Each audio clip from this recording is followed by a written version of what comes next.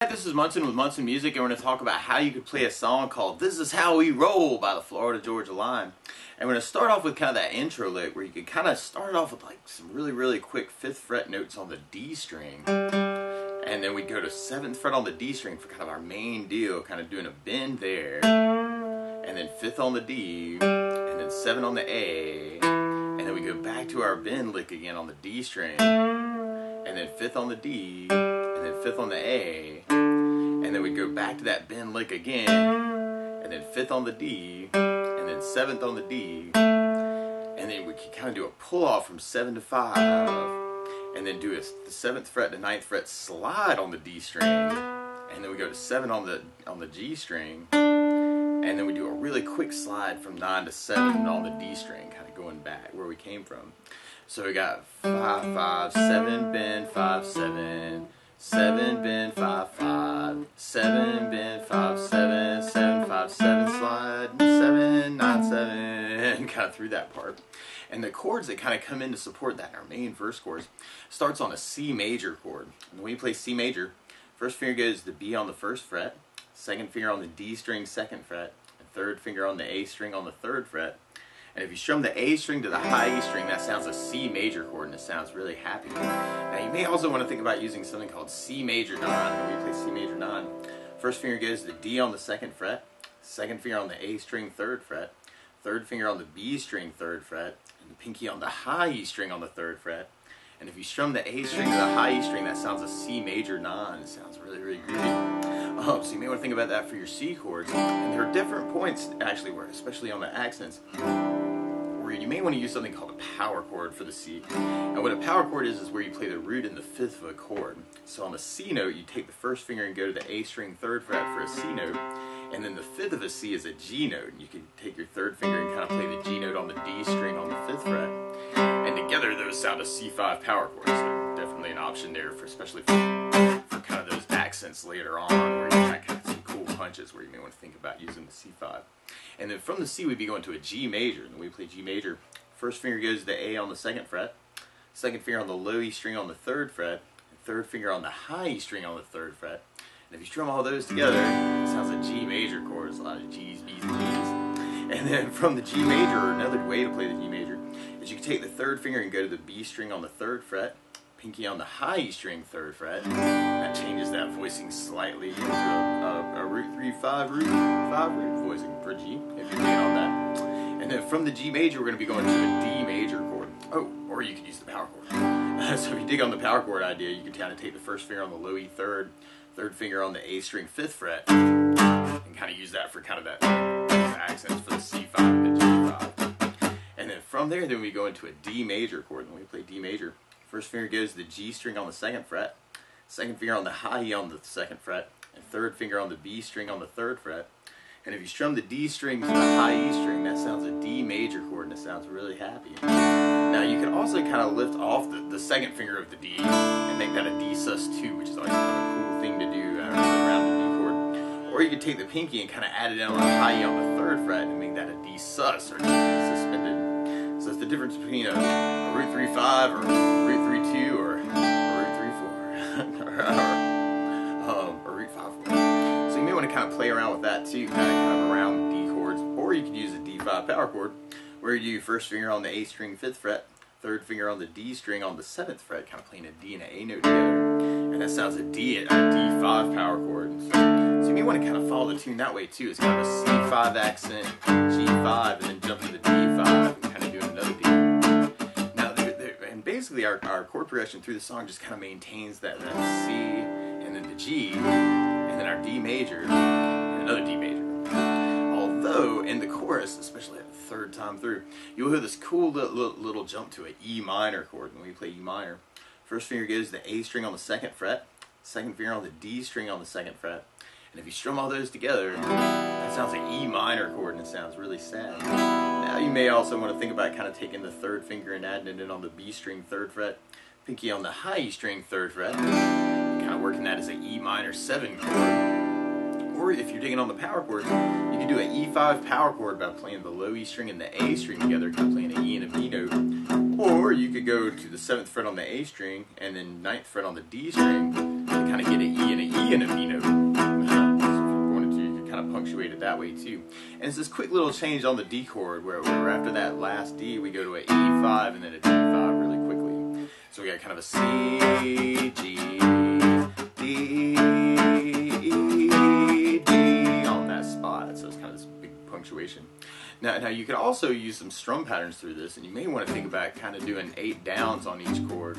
Could be kind of a cool idea, especially in different spots, or kind of move around. And there's spots of the tune actually where it really kind of feels like kind of a sneaky idea.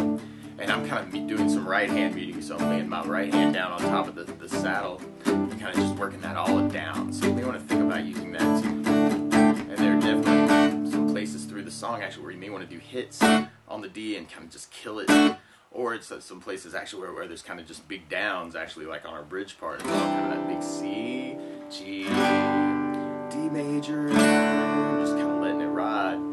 But you'll kind of hear like on the bridge part where it kind of builds up on the D2, D, kind of doing the downs at the end of that.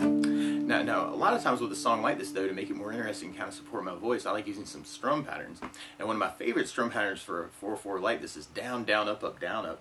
So you took the C and just tried that a lot. You'd have down, down, up, down, up, down, down, up, down, up, down, down, up, down, up. So we could do our chord progression that way too, and have C, down, up, down, up, G, down, up, down, up, D, down, up, down, up, D, down, up, down, up, C, down, up, down, up, G, down, up, down, up, D, down, up, down, up, D, down, up, down, up.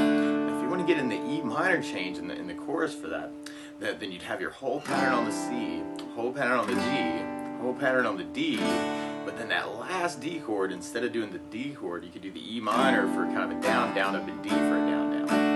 So we tried it that way. We'd have C, down, up, down, up, G, down, up, down, up, D, down, up, down, up, E minor, down, up, D, down, up, kind of through that change. Now something else I like to add to a song like this too is bass notes, and a lot of times on that first down of the down, down, up, down, up, you can throw in a bass note for the chord. So on the C you'd have the A for the bass, down, up, down. On the G you'd have the low E for the bass, on the D you'd have the D for the bass, and on the E minor you'd have the low E for the bass. So you could kind of add basses to kind of that progression. Have C with an A bass, G with low E bass, D with the D bass, D with the E bass, C with an A bass, G with low E bass, D with the D bass, C with an A bass, G with low E bass.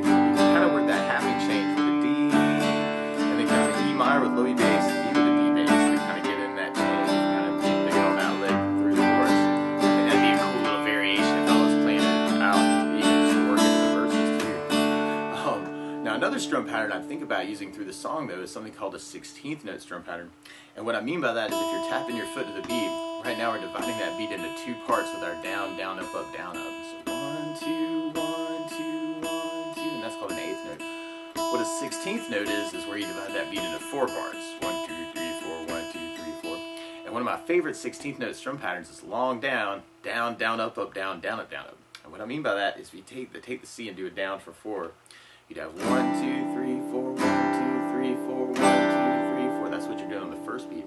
Then on the second beat, you're doing a down on 1, down on 3, up on 4. So you're going 1, 2, 3, 4, down, down, up, down, down, up, down, down, up. And then on the third beat, you're doing an up on 2, down on 3. So you're going 1, 2, 3, 4, 1, up, down, 1, up, down, 1, up, down. And then on the last beat, you're going down, up, right along with the 1, 2, 3, 4. So down, up, down, up, down, up, down, up, down, up, down, up. So all together, you got down, down, down, up, down, down, up, down, up, down, down, down, up, down, down, up, down, down, down, up, down, down, down. So we tried that through our chord. It's gonna feel kind of like we're halving the C and the G, and then we're doing our whole pattern on the G major chord. So on the C and the G, you may want to do just kind of the long down, down, down, up, kind of on the chords, and then kind of save that whole strum pattern for the D.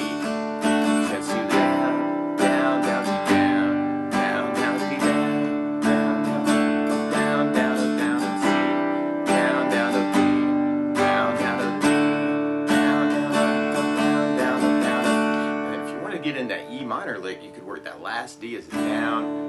down, down, up, and then go to the E minor for a down, down, up, and then D with a down, down, up.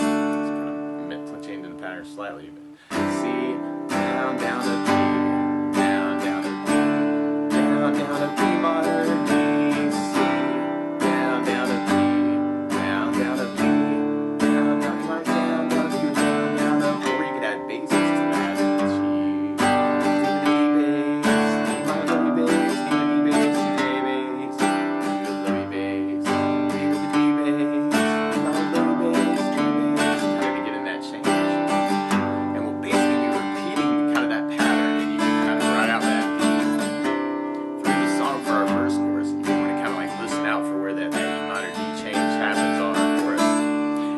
Some other really cool lead guitar parts through the song, and most of them would actually work off of something called the pentatonic map, or what I call the pentatonic map, which is where you basically use 5 notes, E's and A's and D's and G's and B's and E's. So it's a pentatonic scale that's all your open strings. But there's this really cool way of playing that scale up the guitar, where you could play 3rd fret on the low E, 5th on the low E, 7th fret on the low E, and you could kind of slide into that. And then you got 5 to 7 on the A string. And then you got 5, 7, 9 on the D string, and then 7, 9 on the G string, and then 8, 10, 12 on the B string, and then 10, 12 on the I string. So you're playing an E, G, A, B, D, E, G, A, B, D, E, G, A, B, D, E. And I have a cool little video where we kind of explore a lot of lead licks for that scale, and so you may want to kind of check out that if you're kind of interested in more of the lead licks. You may also want to kind of mix up the pattern too, if you've got other licks or other ideas that you want to kind of throw in. You'll kind of hear some other really cool rhythms through the song too. There's kind of this rest, B rhythm that kind of shows up. So you want to kind of listen out for that. And there are a lot of really, really cool parts where you may want to just kind of work these downs too. And just kind of work on pushes. Or you may just want to kind of find a way that works for you and run with that. That's the basics of how you could strum through This Is How We Roll. So good luck!